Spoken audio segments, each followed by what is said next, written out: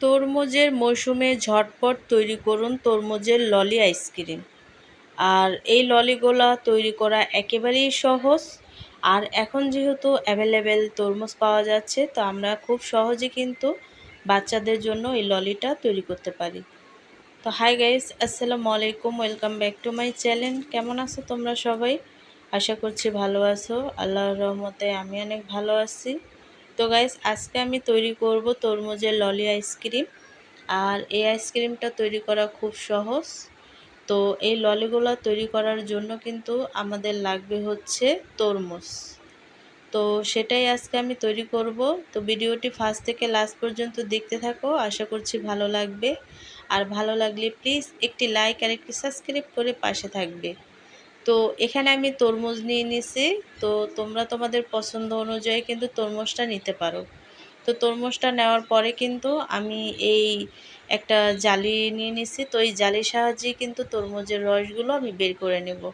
তো তোমরা চাইলে ব্লেন্ড করতে পারো। তো এভাবে জুস করে নিলেও ভালো হয়, বিচিটাও একেবারে ছাঁকা হয়ে যায়। তো দেখো, এভাবে করেই কিন্তু আমি তরমুজের জুসটা বের করে নেব। তো দেখো, খুব সহজেই কিন্তু জুসগুলো বের করে নিছি। আর একেবারেই কিন্তু সহজ করে আমি এই জুসগুলো বের করছি। আর এখন আমি একটা হাঁড়ি নিয়ে নিছি, আর হাঁড়িতে যে জুসগুলো আমি বের করছি সেই জুসগুলো দিয়ে দিছি। আর এখানে দিয়ে দিচ্ছি চিনি। তরমুজটা এমনিতে অনেক মিষ্টি, তো আর একটু চিনি আমি দিয়ে দিছি। আর এখানে আমি দিয়ে দিছি কর্নফ্লাওয়ার। আর কর্নফ্লাওয়ারটা কিন্তু অবশ্যই দিতে হবে, নয়তো দেখা গেছে আইসক্রিমগুলো একেবারেই পানসা লাগে। তো দেওয়ার পরে কিন্তু তিনটা উপকরণ দিয়ে তারপরে কিন্তু আমি অনবরত নেড়েচেড়ে একটু ঘন করে নেব। আর ঘন করে নিলেই দেখবে নিজে নিজেই কিন্তু জাল করতে করতে এই আইসক্রিমের জুসটা ঘন হয়ে গেছে। তো দেখো, তো অনবরত নেড়েচেড়ে আমি এই জুসটাকে ঘন করে নিয়েছি। তো ঠান্ডা করে তারপরে কিন্তু আমি আইসক্রিমগুলোকে সেট করে নেব।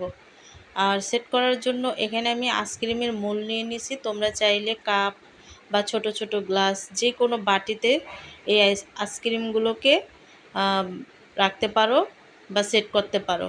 তো দেখো, খুব সহজেই কিন্তু আমি এই আইসক্রিমের মুখগুলো আটকিয়ে তারপরে কিন্তু এক রাতের জন্য আমি ফ্রিজে রেখে দেব। তো দেখো, তো এক রাতের জন্য আমি ফ্রিজে রাখছিলাম। তো তারপরে কিন্তু আমি আইসক্রিমগুলোকে বের করে নিছি। আর খুব সহজেই কিন্তু এভাবে ঘুরিয়ে ঘুরিয়ে আমি আইসক্রিমগুলোকে তুলে নেব।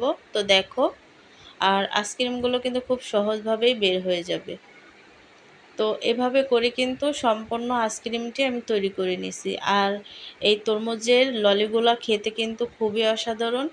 এখন যেহেতু প্রচণ্ড গরম, আর এই গরমের সিজনে কিন্তু আমরা এই তরমুজ দিয়ে কিন্তু এই ললিগুলা তৈরি করতে পারি খুব সহজে।